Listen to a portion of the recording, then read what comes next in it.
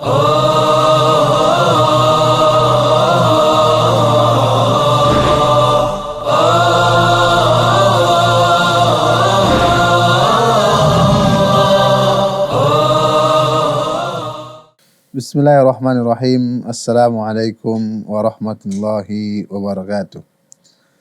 Alhamdulillah wassalatu wassalamu ala Rasulillah wa ala alihi wa ashabihi wa man wala. Sahabat keluarga muslim yang dimuliakan oleh Allah Subhanahu wa taala. Kita kembali ke program kita, program Tanya Syekh.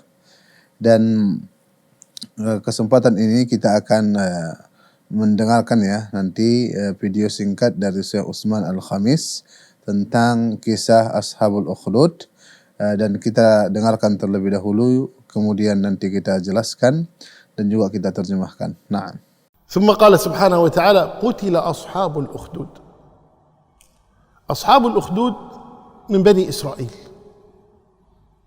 وذكر النبي صلى الله عليه وسلم هذه القصة كما عند مسلم، وفيها زيادات عند الترمذي، وأنه كان ملك من الملوك وكان عنده ساحر يلجأ إليه دائما. لما كبر الساحر وشعر بقرب موته طلب من الملك أن يختار هذا الساحر شابا يعلمه السحر الذي عنده حتى لا يضيع هذا العلم.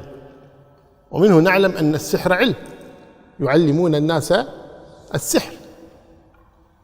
فاختار شابا لبقا ثقفا جيدا حتى يعلمه السحر، وفعلا صار يعلمه السحر، وصار يعرف هذا الشاب بين الناس أنه يتعلم عند هذا الساحر، لأن الساحر هذا له منزلة عند الملك. ثم قدر الله تبارك وتعالى أن الشاب هذا يخرج من بيت أهله إلى بيت الساحر ليتعلم منه. فمر في طريقه في أحد الأيام على صومعة، وكان العباد في ذلك الوقت كما قال الله تبارك وتعالى: ورهبانية ابتدعوها ما كتبناها عليهم إلا ابتغاء رضوان الله. فكان العباد هناك في ذلك الوقت يجعلون لهم صوامع يجلسون فيها يعتزلون الناس ويتعبدون الله في هذه الصوامع. فمر على هذا الراهب فدخل عليه في صومعته، وجدوا يتعبد، فقال له: ماذا تفعل؟ قال: أتعبد. قال: تتعبد لمن؟ قال: لله. قال: أليس الملك هو ربك؟ الملك هذا كان يدعي أنه ربهم الأعلى كفرعون والنمرود. قال: ليس هذا إلهنا؟ قال: لا، إلهي وإلهك وإله الملك الله سبحانه وتعالى. فقال: علمني. فصار يعلمه، ثم انطلق منه إلى الساحر، فأعجب بهذا العابد، فصار كلما ذهب إلى الساحر مر على هذا العابد، وإذا رجع من الساحر مر على العابد أيضا، في الطريق هو في الوسط. ففي يوم من الأيام جاء الغلام هذا للعابد وقال له: أنا إذا أتيتك وأنا ذاهب للساحر يغضب مني الساحر، يقول: لماذا تأخرت؟ وإذا رجعت إلى أهلي أيضا يغضب أهلي مني، يقول: لماذا تأخرت؟ لأني أيضا أمر عليك. فقال له: إن عاتبك الساحر فقل أخرني أهلي، وإذا عاتبك أهلك فقل أخرني الساحر. ما في تلفونات يتصلوا على الساحر، ها متى طلع متى يجي، أو يدق على هلا، أو يرسل لهم فاكس، ما في. فصار يفعل ذلك حتى اقتنع تماما بحال هذا العابد وآمن بربه سبحانه وتعالى. ثم قدر الله أن مات الساحر، والناس يظنون أن هذا الغلام صار هو مكان الساحر. ففي يوم من الأيام هذا الغلام كان يمشي، فإذا الناس متوقفون: ما لكم؟ قالوا: خائفون. ما هذا؟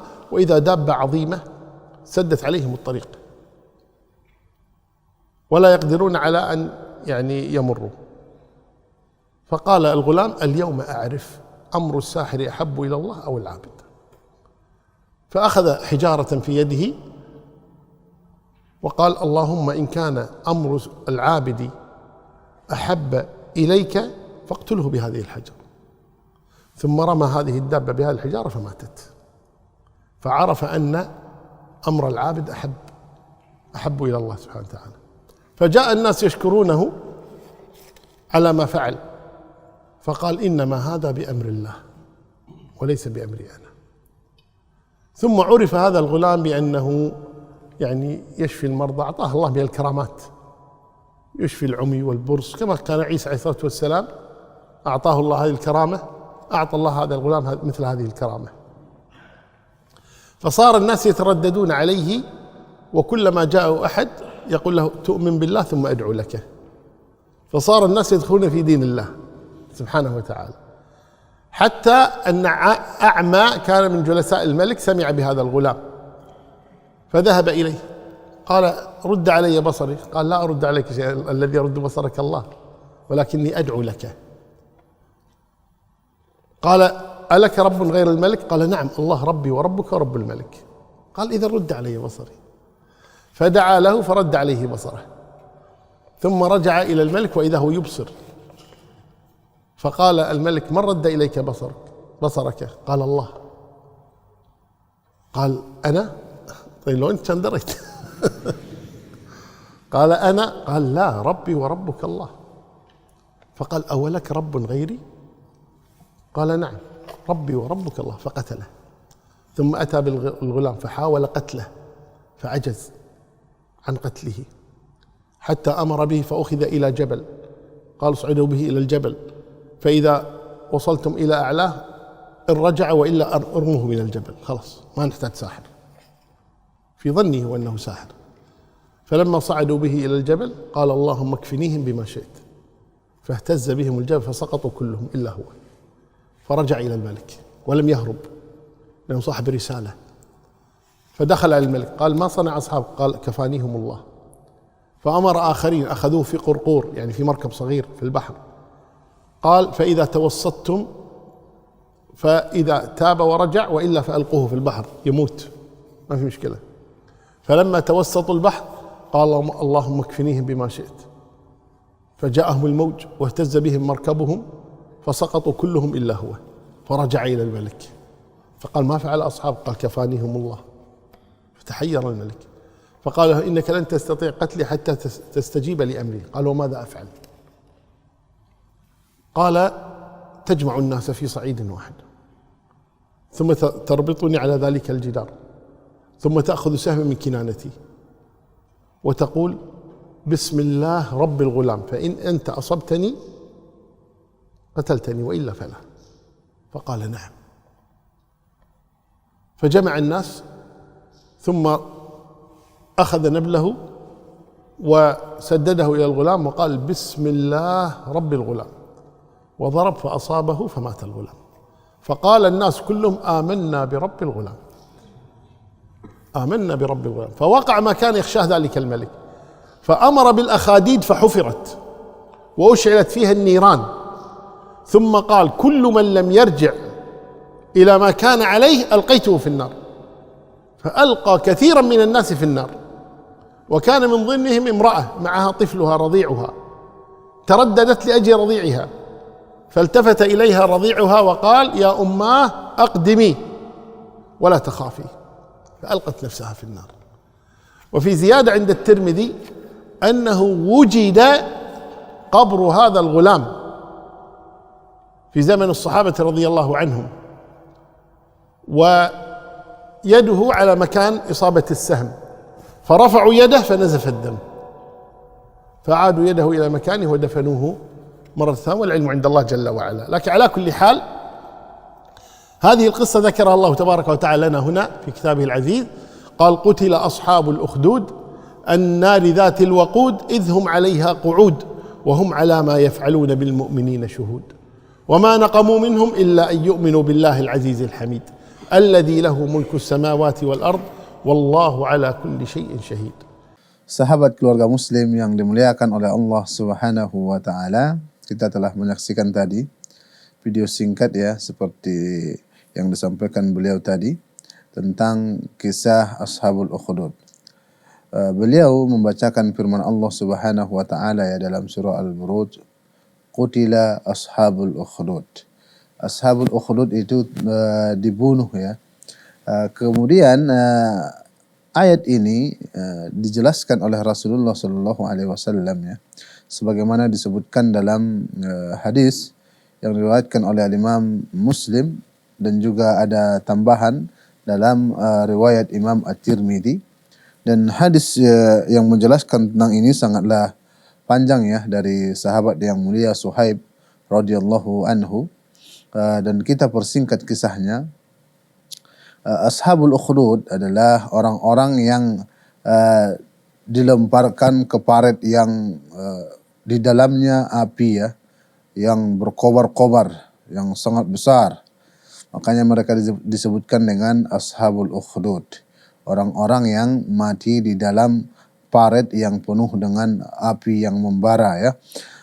Dan kisah ini kita katakan tadi adalah kisah yang sahih ya, diriwayatkan oleh al-Imam Muslim dari sahabat yang mulia Suhaib Ar-Rum ya. Dahulu kala ya, ada seorang raja ya. Dan seorang raja ini ketika beliau sudah berumur ya, maksudnya sudah tua, dan penasihatnya juga sudah tua, tentunya seorang penyihir ya. Seorang penyihir.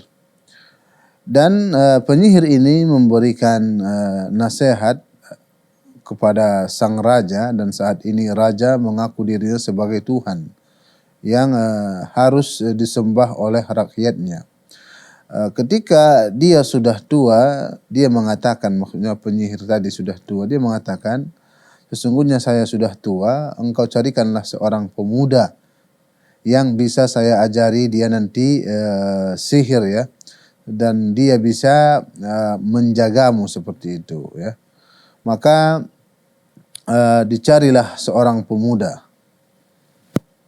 yang dijelaskan dalam hadis Imam Tirmidzi, fatinan ya, pemuda yang cerdik ya, dan juga lakinan, dan juga cepat menangkap. Kadang memang ada orang cerdik, pintar, namun daya tangkap pelajaran sulit. Maka yang disebutkan dalam hadis ini adalah fatinan lakinan ya, yang cerdas dan juga mudah menangkap pelajaran. Maka terpilihlah seorang pemuda ya. Maka seorang pemuda ini diwajibkan beliau untuk datang ke istana kerajaan untuk belajar sihir. Ya, untuk belajar sihir. Dan telah kita ketahui bahwasanya sihir ini dalam agama Islam tidak dibolehkan ya. Namun kita menceritakan ini sebagai bahan yang disampaikan oleh Rasulullah SAW. Para raja terdahulu mereka banyak yang menggunakan penyihir sebagai penasehat dan juga pelindung mereka. Kemudian anak muda ini berangkat ya, belajar dari rumahnya ke istana kerajaan. Sebelum beliau sampai di istana kerajaan, beliau melihat ada sebuah tempat disebut dengan sauma'ah ya, tempat beribadah seorang rahib, seorang orang soleh, alim dan juga orang soleh ya. Maka dia singgah. Ya, dia singgah. Anak muda tadi singgah di tempat orang soleh tadi, disebut dengan kata rahib ya. Orang soleh dan juga orang berilmu dan mentauhidkan Allah Subhanahu wa taala. Kemudian anak muda ini bertanya, siapa yang Anda sembah? Maka rahib tadi atau orang soleh tadi mengatakan, saya menyembah Allah Subhanahu wa taala. Maka anak tadi mengatakan, apakah huwa, maksudnya apakah yang engkau katakan itu raja kita sekarang yang kita anggap sebagai Tuhan? Maka dia katakan, tidak, yang saya sembah adalah Tuhanmu, Tuhanku, dan Tuhan raja itu. Maka anak muda ini pun takjub ya apa yang disampaikan oleh seorang orang soleh tadi. Maka dia terus belajar. Jadi setelah beliau belajar, dia berangkat ke kerajaan untuk belajar sihir. Ya, dan inilah tiap hari dia lakukan. Kemudian suatu hari dia berkata kepada orang soleh tadi dan bercerita ya, sesungguhnya keluargaku memarahiku ya ketika saya terlambat pulang ke rumah. Dan begitu juga seorang penyihir tadi memarahiku, saya terlambat datang untuk belajar bersamanya. Maka orang alim tadi mengatakan, maka katakanlah kepada keluargamu agar mereka tidak marah, sesungguhnya saya terlambat karena memang saya diberikan tugas dan belajar yang banyak bersama penyihir. Dan begitu juga dia sampaikan kepada penyihir, dia katakan dia terlambat belajar sihir karena keluarganya menahannya karena untuk melakukan atau membantu mereka untuk bekerja seperti itu. Kemudian suatu hari ya, orang-orang atau rakyat di dalam kerajaan ini, maksudnya rakyat kerajaan itu ya, terhalang oleh sebuah atau hewan yang besar sehingga menghalangi mereka untuk berjalan. Kemudian anak muda tadi mengatakan di dalam hatinya, hari ini saya akan ketahui mana yang lebih afdal antara orang soleh tadi dibanding penyihir. Maka dia ambil batu atau kerikil kecil dan dia berdoa, ya Allah, jika engkau memang mencintai apa yang saya pelajari dari rahib tadi, dari orang soleh tadi, maka matikanlah hewan ini dengan batu yang saya lemparkan ini ya. Maka dilemparkan, qadarullah dengan seizin Allah Subhanahu wa taala, hewan tadi yang menghalangi orang untuk berjalan ya, mati, sehingga orang-orang melihat ya bahwasanya anak muda tadi memiliki kekuatan ya, memiliki karamah, sehingga mereka berdatangan untuk meminta bantuan agar diobati, agar disembuhkan. Namun anak muda ini mengatakan, beliau mengatakan kepada mereka, sesungguhnya saya tidak bisa menyembuhkan kalian dan tidak bisa mengobati, namun yang mengobati kalian dan menyembuhkan kalian adalah Allah Subhanahu wa taala. Kemudian kabar ini terus-menerus tersebar ya. Setiap orang datang, dia katakan jika mereka beriman kepada Allah, dia doakan dan meminta kepada Allah agar kebutuhan mereka dan juga sakit mereka disembuhkan oleh Allah Subhanahu wa taala. Sampai kabar ini terdengar oleh salah satu pembesar kerajaan. Dan pembesar kerajaan ini dia buta ya, tidak bisa melihat. Kemudian dia bawa harta terbaiknya dan juga harta yang sangat banyak, dan dia datang kepada pemuda tadi. Dan dia katakan, tolong sembuhkan saya dan ini harta untukmu. Seperti itu.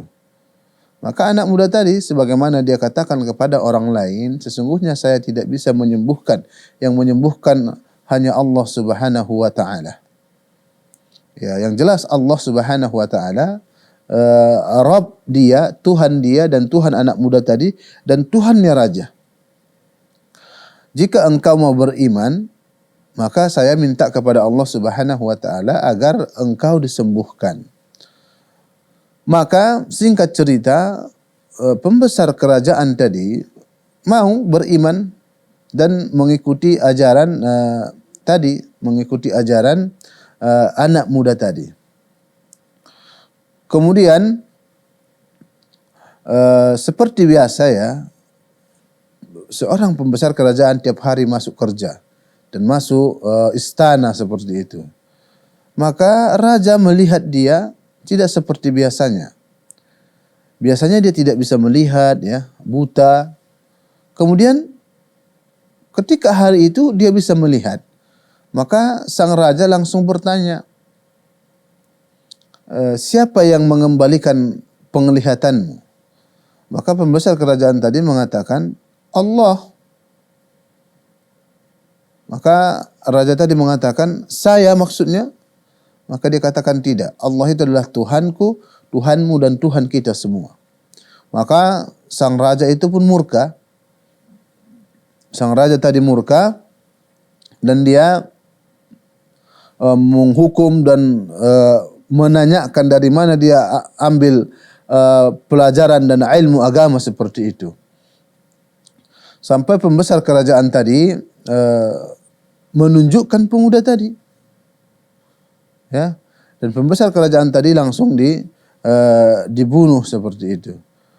Kemudian anak muda tadi dibawa ke kerajaan, ke istana raja, dan beliau diinterogasi, ya, seperti yang dilakukan pada pembesar kerajaan tadi. Maka ditanya, irji an dinik, ya, keluar dari agamamu. Maka dia tidak mau. Dan dia terus dihukum. Dan terus dihukum. Ya. Namun tidak langsung dibunuh oleh sang raja. Karena memang para rakyat sudah cinta kepada anak muda ini. Kalau dia bunuh, akan terjadi pemberontakan besar-besaran. Beda halnya dengan pembesar kerajaan tadi. Pembesar kerajaan tadi dia bunuh bisa dengan alasan. Karena bisa alasan dengan korupsi dan sebagainya, mengambil harta kerajaan, ya. Namun jika anak muda ini dibunuh, maka akan terjadi pemberontakan besar-besaran. Karena memang sang raja ini pun orang yang pintar dan juga cerdik. Dan anak muda tadi pun diancam agar menunjukkan siapa yang mengajari dia ini. Padahal dia sudah terpilih untuk menjadi orang yang diajari sihir. Dan kemungkinan besar dia akan menjadi penyihir terbaik nanti di negeri itu. Namun dia berbelok dan mempelajari agama tauhid, ya, sampai dia terus dihukum dan dihukum sampai dia menunjukkan yang mengajari dia itu adalah orang yang soleh tadi. Kemudian orang yang soleh tadi ditarik dan dibawa ke istana, ya, dibawa ke istana. Dan dikatakan irji an dinik, kembali dan keluar dari agamamu. Dan dia pun tidak mau, maka dibunuh seperti itu. Kemudian raja ini khusus untuk anak muda tadi, dia tidak bunuh seperti pembesar kerajaan dan juga rohib tadi, orang soleh tadi. Namun dia perintahkan kepada bala tentaranya untuk membawa anak muda ini ke puncak gunung. Dan dia perintahkan, kalian bawa dia ke puncak gunung, ya. Dia perintahkan kepada bala tentaranya, kalian bawa dia ke puncak gunung dan kalian sampaikan kepada dia, maksudnya kepada anak muda itu, agar keluar dari agamanya itu, ya. Kalau dia mau keluar, kalian bawa dia baik-baik. Kalau tidak, kalian lemparkan dia ke bawah. Kemudian bala tentara pilihan tadi membawa anak muda tadi ke puncak gunung. Dan saat itu anak muda tadi berdoa, Allahumma kfini bima syi'ta. Allahumma kfini bima syi'ta. Ya Allah, hancurkanlah mereka atau selesaikanlah mereka sesuai kehendakmu. Maka tiba-tiba gunung itu bergoncang dan seluruh bala tentara raja tadi mati berjatuhan kecuali anak muda tadi. Kemudian anak muda tadi dia tidak melarikan diri.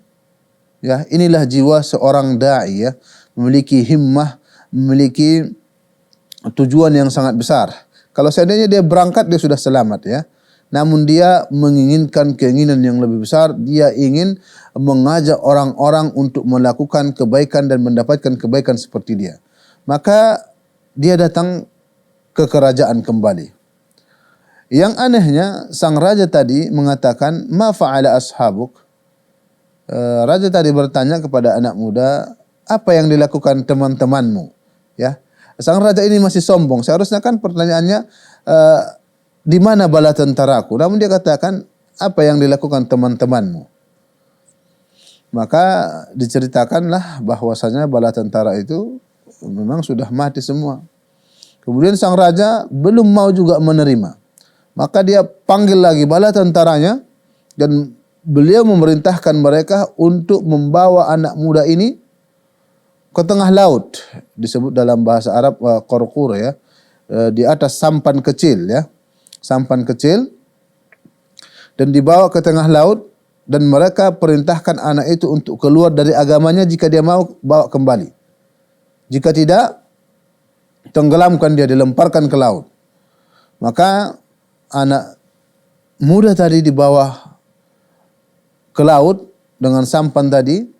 Kemudian anak muda tadi berdoa kembali, Allahumma kfini bima syid, Allahumma kfini bima syid, Allahumma fihim ya bima syid. Ya Allah, selesaikanlah mereka atau hancurkanlah mereka sesuai dengan kehendak-Mu, seperti itu. Kemudian seperti itu juga anak muda tadi tidak lari, namun dia datang ke istana raja kembali. Dan seperti yang semula juga sang raja bertanya, ma fa'ala ashabuk, apa yang dilakukan oleh teman-temanmu? Maka anak muda tadi mengatakan, menceritakan bahwasannya mereka telah mati semua, tenggelam di laut. Kemudian anak muda ini berpikir, sesungguhnya sang raja ini menginginkan kematian dia ya, menginginkan kematian dia agar orang-orang tetap menyembah sang raja. Kemudian anak muda ini mengatakan, sesungguhnya engkau, wahai sang raja, tidak bisa membunuhku kecuali dengan cara yang saya berikan kepadamu. Kemudian anak muda ini mengajarkan caranya. Engkau ambil busur dan panah, ya. Busur dan panah.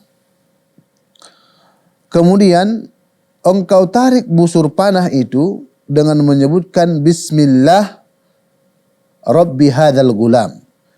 Ya, dengan menyebut nama Allah, Tuhannya anak muda ini. Jika engkau melakukan seperti ini, engkau membunuhku. Engkau bisa membunuhku, kata anak muda tadi. Ya. Dan syarat yang diminta anak muda itu juga, ya, ketika dia mau ditembak dengan panah itu, dia meminta agar dikumpulkan orang-orang di tanah lapang yang sangat luas, ya, di tanah lapang yang luas. Kemudian sang raja menyanggupi itu karena memang itu syarat yang mudah buat dia. Kemudian ketika tiba waktu itu, maka anak muda tadi pun, ya, anak muda tadi dibuat di kayu, ya, kemudian disebutkan diikat, ya. Kemudian masyarakat sudah ramai, rakyat-rakyat berdatangan. Sang raja bersiap menarik busurnya, ya, menarik busurnya dan menyebutkan bismillah dengan menyebut nama Allah Rabbil Ghulam, Tuhannya anak ini. Ya, Tuhannya anak ini. Kemudian ditembakkan busur tadi dan dilepaskan panahnya, kemudian mengenai, ya, tempat yang tidak mungkin atau mustahil seorang itu mati, yaitu sekitar sini, sekitar pipinya, ya, rudgihi disebutkan, ya. Dan qadarullah, anak muda tadi meninggal, mati, ya. Kemudian yang ditakutkan sang raja pun terjadi, yaitu orang-orang semua beriman dan mereka mengatakan amanna bi rabbil gulam, amanna bi rabbil gulam. Kami beriman kepada Tuhannya pemuda ini. Kami beriman kepada Tuhannya pemuda ini. Kemudian sang raja murka, ya, dan dia minta pendapat kepada orang-orang yang di sekelilingnya, yaitu pembesar-pembesar kerajaan. Mereka mengatakan, kita akan menggali paret yang sangat besar, ya, dan luas. Kemudian kita nyalakan api di situ, api yang sangat besar berkobar-kobar. Kemudian kita tanya satu-satu mereka, rakyat ini, irji an dinik, keluar dari agamamu itu. Jika dia keluar, dia selamat. Kalau tidak, maka dia dilemparkan ke dalam paret tersebut.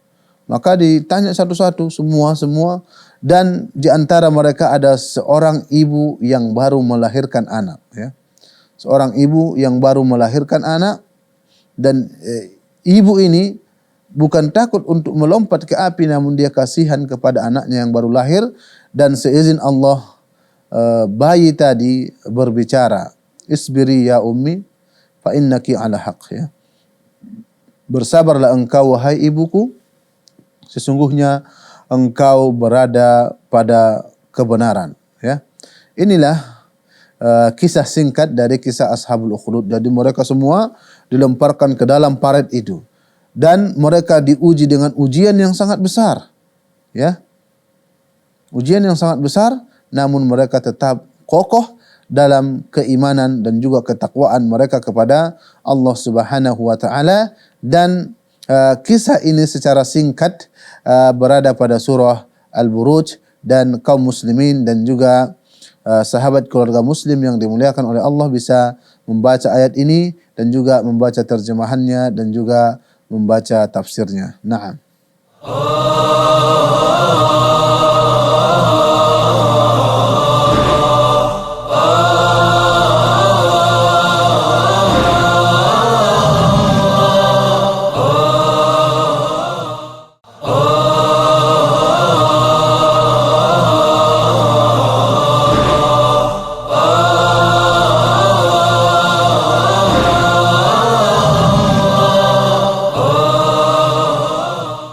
Sahabat keluarga muslim yang dimuliakan oleh Allah Subhanahu wa taala, kita kembali ke program kita, program Tanya Syekh segmen kedua. Seperti biasa ya, kita akan mendengarkan dan juga menyaksikan terlebih dahulu video singkat yang akan disampaikan oleh Syekh Utsman Al-Khamis hafizahullahu taala.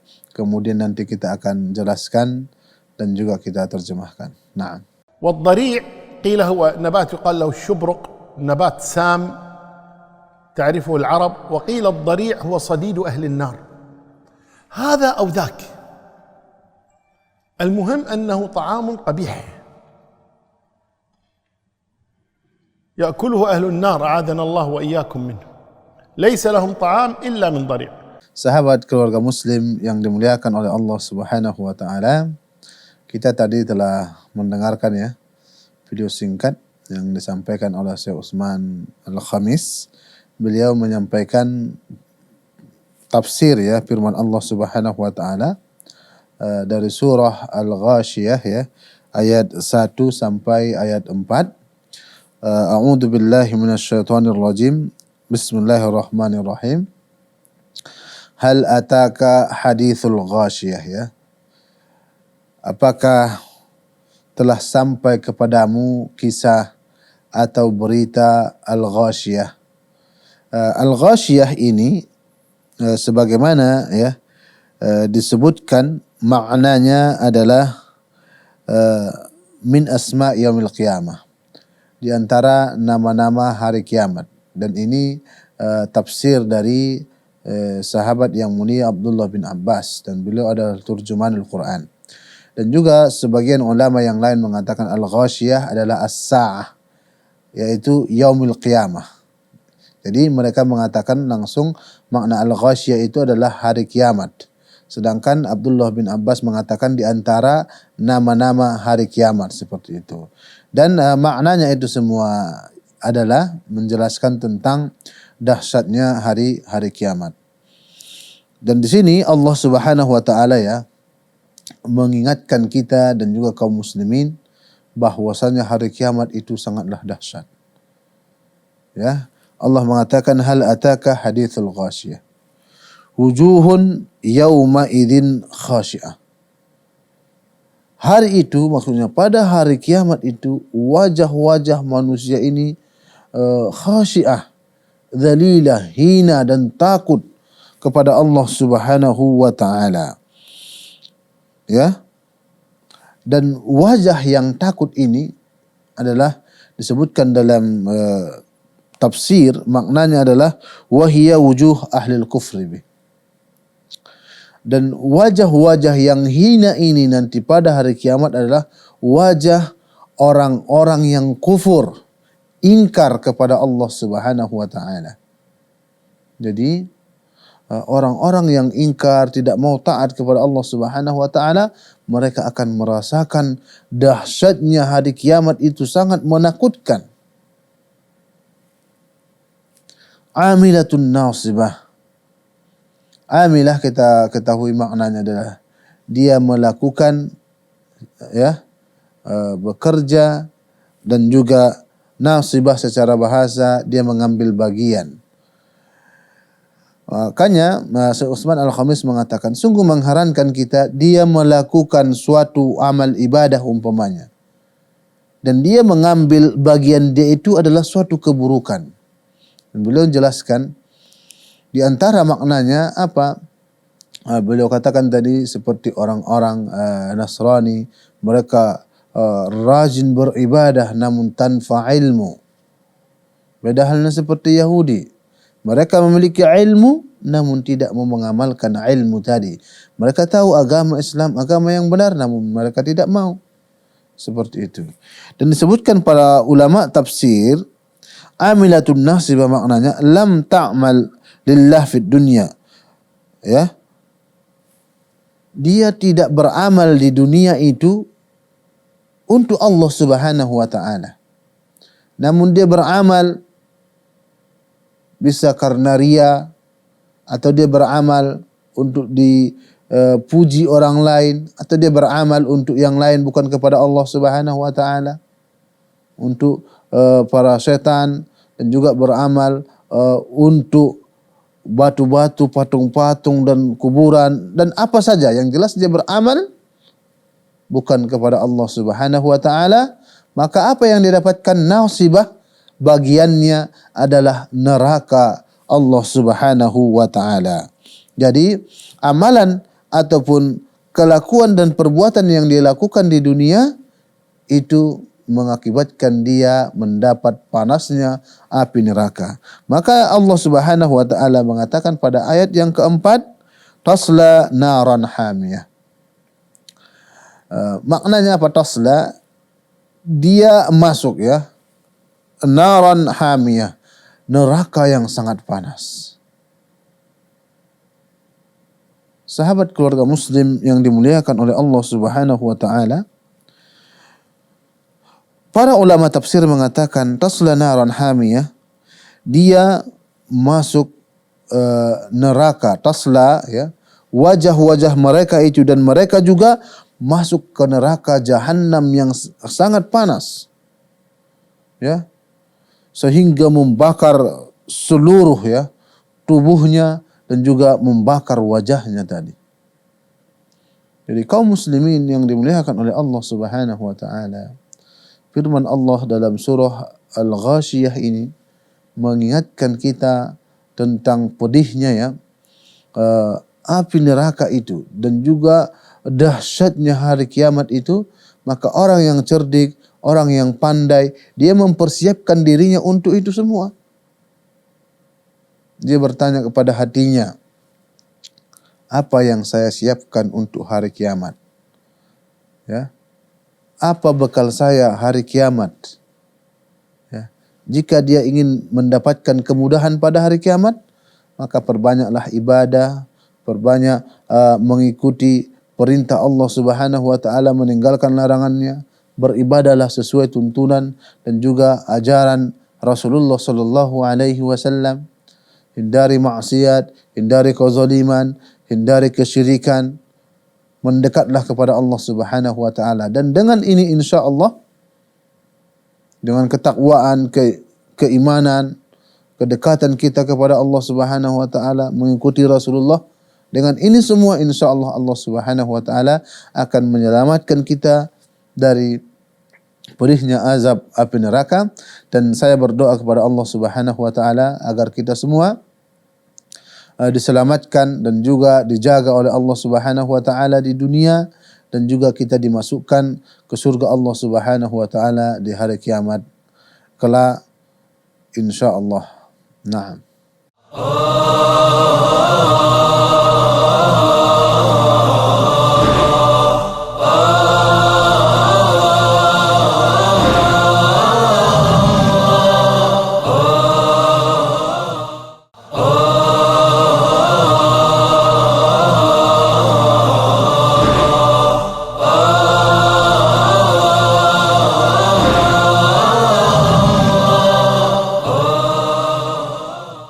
Sahabat keluarga muslim yang dimuliakan oleh Allah Subhanahu wa taala, kita kembali ke segmen ketiga ya. Kita terlebih dahulu untuk mendengarkan video yang akan disampaikan oleh Syekh Utsman Al-Khamis hafizahullah taala, kemudian nanti kita akan jelaskan. Naam. وهنا في إثبات النسيان للنبي صلى الله عليه وسلم، هل ينسى؟ نعم ينسى. يقول صلى الله عليه وسلم إنما أنا بشر مثلكم أنسى كما تنسون. وينسى. ويقول الله تبارك فنسي حوتهما يعني موسى ويوشع. وذكر آدم فقال فنسي. فالنسيان واقع للبشر كلهم، حتى للأنبياء. الذي لا ينسى هو الله، لا يضل ربي ولا ينسى وما كان ربك نسيا. فالله هو الذي لا ينسى سبحانه وتعالى، أما البشر ينسون. وأما الحديث المشهور عند الناس إني لا أنسى ولكن أنسى لأسن، هو ضعيف من البلاغات، ليس له إسناد صحيح أبدا. إني لا أنسى ولكن أنسى لأسن لا يثبت، ولكن الصحيح أنه ينسى صلوات ربي وسلامه. هنا يقول الله تبارك وتعالى سنقرئك فلا تنسى إلا ما شاء الله. وصلى يوما صلى الله عليه وسلم فنسي آية، فقالوا يا رسول الله أنسيتها أم نسخت؟ قال ما نسيت ولا نسخت. فقالوا بل نسيت يا رسول الله. فالتفت إلى أبي فقال يا أبي حقا ما يقولون؟ قال نعم. فقال إنما أنا بشر مثلكم أنسى كما تنسون فإذا نسيت فذكروني صلى الله عليه وسلم. Sahabat keluarga muslim yang dimuliakan oleh Allah Subhanahu wa taala, kita telah menyaksikan tadi video singkat yang disampaikan oleh Syekh Utsman Al-Khamis hafizahullahu taala. Beliau menjelaskan ya dan juga menjawab pertanyaan mungkin dari jamaah beliau, halin Nabi sallallahu alaihi wasallam yansa? Apakah Nabi kita Nabi Muhammad sallallahu alaihi wasallam itu pernah lupa? Iya, memang Nabi kita Nabi Muhammad sallallahu alaihi wasallam pernah lupa ya, sebagaimana beliau katakan, innama ana bashar ansa kama tansaun ya. Sesungguhnya saya hanyalah seorang manusia, kadang bisa lupa dan seperti kalian juga pernah lupa seperti itu. Dan juga kita harus meyakini seluruh manusia itu lupa ya. Yang tidak lupa itu hanyalah Allah Subhanahu wa taala. Sebagaimana Allah Subhanahu wa taala bercerita tentang Nabi Adam lupa ya, tentang perintah Allah Subhanahu wa taala ya, agar tidak memakan buah yang dilarang, namun mereka memakannya seperti itu. Kemudian diceritakan juga tentang Nabi Musa dan juga sahabatnya Yusha ya. Disebutkan nasiyahutahuma, keduanya lupa tentang ikan mereka seperti itu. Kemudian juga diceritakan la yadullu rabbi wa la yansa ya. Dan ini dijelaskan bahwasanya Allah Subhanahu wa taala tidak lupa, yang lupa hanyalah makhluk ya. Kita semua manusia, la yadullu rabbi wa la yansa. Rabbku tidak lupa ya, la yansa. Wa ma kana rabbuka nasiya, dan juga Rabbmu bukanlah pelupa dan juga tidak pernah lupa ya.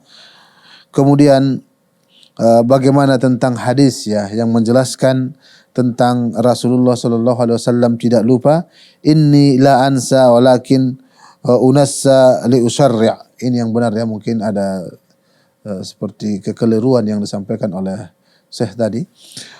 Ini hadisnya tidak ada asalnya ya. Hadis ini adalah hadis yang bahkan kita katakan lebih tinggi dari dhaif ya. Bahkan tidak ada asal hadis ini, bukan lagi sekedar dhaif, bisa kita katakan hadis ini lebih tinggi dari itu. Maknanya mungkar atau maudhu' ya. Artinya inni la ansa, sesungguhnya saya tidak lupa. Walakin unassa ya. Namun kadang saya dilupakan ya. Agar syariat ini tetap terjaga seperti itu. Namun hadis ini tidak ada asalnya dan tidak diketahui.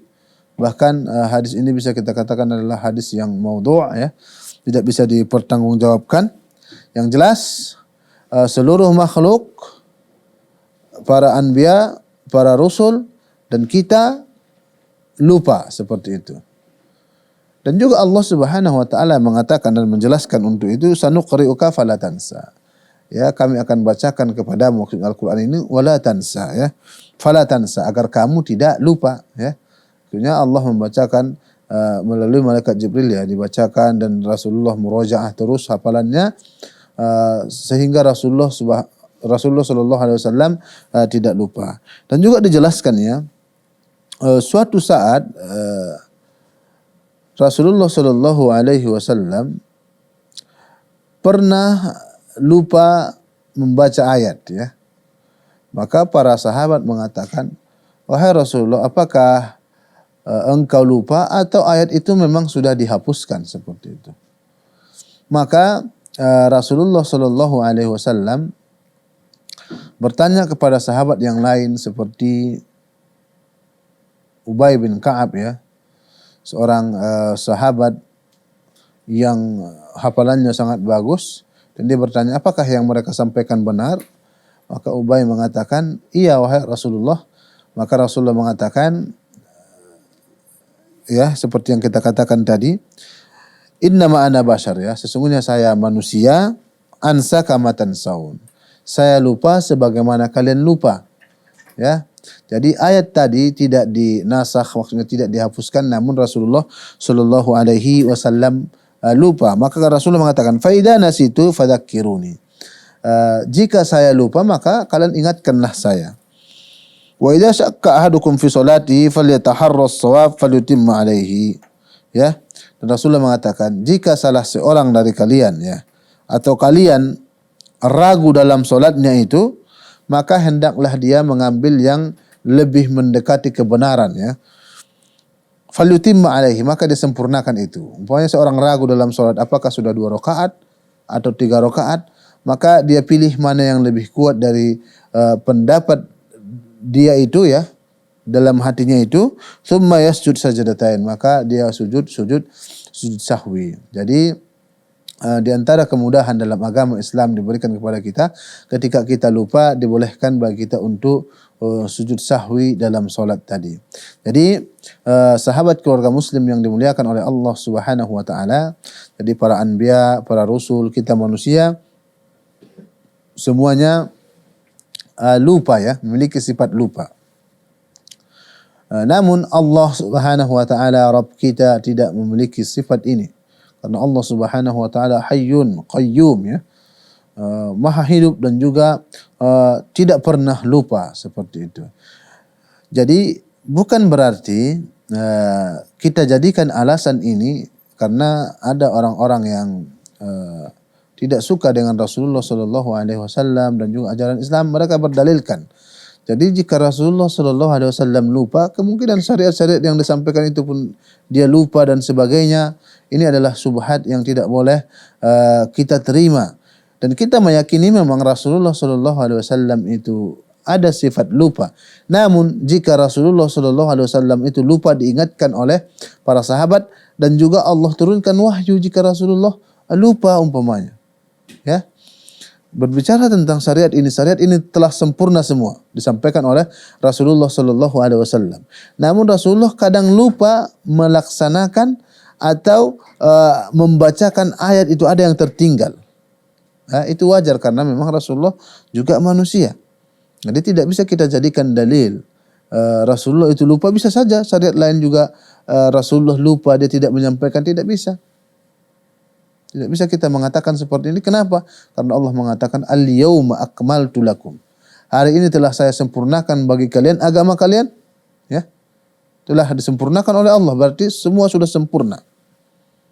Ya, semuanya sudah sempurna. Ya. Namun Rasulullah sallallahu alaihi wasallam beliau lupa dan Allah ingatkan, dan juga diingatkan oleh para sahabat, karena memang kita tidak boleh mengkultuskan Rasulullah. Karena Rasulullah juga manusia seperti kita. Namun kelebihan beliau adalah Rasulullah sallallahu alaihi wasallam yang harus kita muliakan. Ya, kita muliakan sesuai derajat beliau. Kita angkat beliau ke derajat ketuhanan. Kita muliakan beliau sebagai rasul dan utusan Allah, namun kita tidak beribadah menyembah Rasulullah sallallahu alaihi wasallam. Kita beribadah dan menyembah hanya Allah Subhanahu wa taala. Naam.